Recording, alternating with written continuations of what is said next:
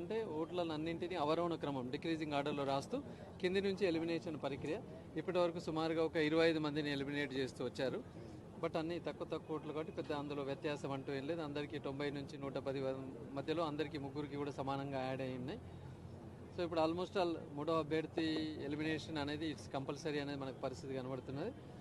చివరికి మూడో అభ్యర్థి యొక్క సెకండ్ ప్రియారిటీ ఓట్లు ఏ రకంగా ఉన్నాయి దాని మీద ఫలితం ఉంటుందని భావిస్తున్నాను. ముఖ్యంగా నేనైతే థర్డ్ క్యాండిడేట్ యొక్క సెకండ్ ప్రియారిటీ ఓట్లు ముఖ్యంగా కాంగ్రెస్కి బాగా పడ్డాయని చెప్పేసి మరి మొన్న 2 రోజులు చూసిన మా ఏజెంట్లు అందరూ కూడా చెప్పినారు. కాబట్టి నేనైతే ఆశాభావంతో ఉన్నాను.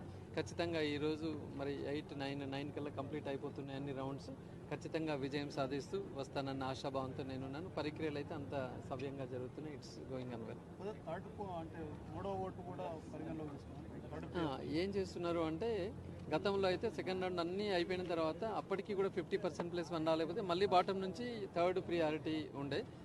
ఇప్పుడు ఏం చేస్తున్నారు అంటే ఇప్పుడే ఆయనకున్న నెక్స్ట్ సపోజ్ సెకండ్ ప్రియారిటీ ఉందో క్యారీ ఫార్వర్డ్ చేస్తున్నారు. క్యారీ ఫార్వర్డ్ అయినాక దాన్ని థర్డ్ ప్రియారిటీగా ఆ నెక్స్ట్ క్యాండిడేట్కి వెళ్తూ ఉన్నాయి. అది కొంచెం ఇక్కడున్న ఏజెంట్లకు కానీ దాన్ని కానీ కొంచెం ఈవెన్ ఆఫీసర్లకు కూడా కొంచెం ఇబ్బందికరంగానే బిగినింగ్లో ఉండే.